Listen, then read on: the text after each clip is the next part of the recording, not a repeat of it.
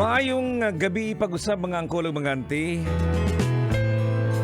Tuguti na usab ko ninyo nga mga inasab kong katahuran ug pasaylo ako tungod sa akong tingog nga murag naipit sa kawayan. Magandang gabi din sa ating mga angkol dyan na sana'y laging mabuti ang iyong lagay. Nang ibuti-buti.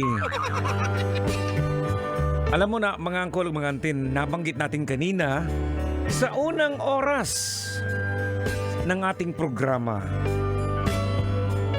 ang tungkol sa kahalagahan ng magkaroon ka ng mabuting kapitbahay.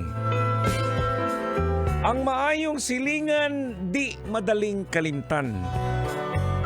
Hindi siguro yung tipong hindi mo makakalimutan kasi lagi mo siyang inuutangan pag gipit ka.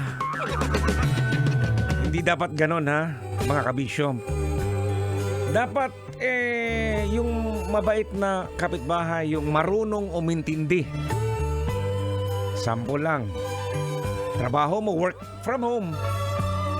Alam naman ng kapitbahay mo sa mga ganitong oras, ikaw ang nagtatrabaho.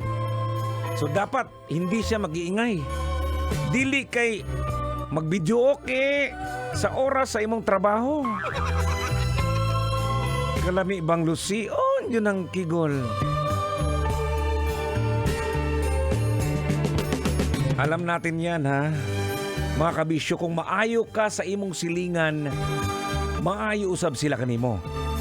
Isa sa mga pinakamahalagang yaman ng isang tao ay itong magkaroon tayo ng maayos na ugnayan sa ating kapitbahay.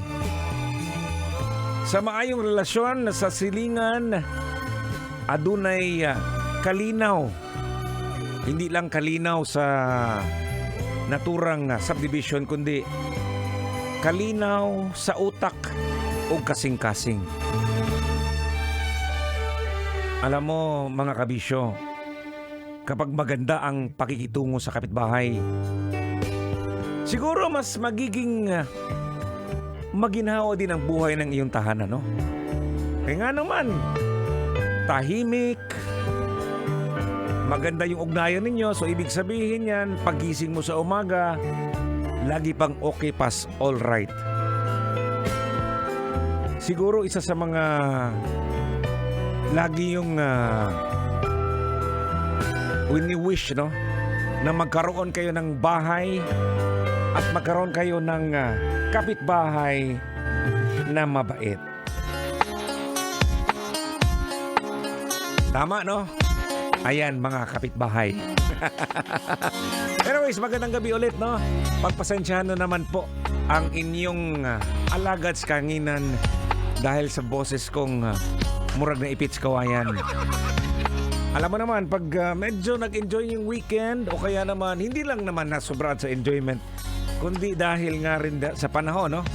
Oo, sana naman ikaw din hindi nakakaroon ng ganitong boses. Yung iba, karamihan siguro, no, may trangkaso. Wala naman akong trangkaso. Siguro sa sobrang sigaw, sobrang saya namin nung nakaraang weekend. Biyernes, Sabado, Domingo, grabe. Luciana na magkigol. Ayan.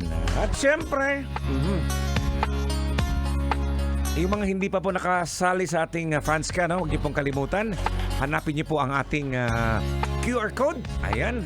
Kung kayo po ay wala pa pong QR code, may sticker po tayo. At nandyan po sa ating website at saka sa ating fan page. At hindi na po muna ako magtatagal, no? More music muna tayo dito sa ating programa hanggang alas 12. Kinigihapon si Totoy Bato na medyo kawawa yung boses. Sige lang. Dini lang sa 90.7 Love Radio. Love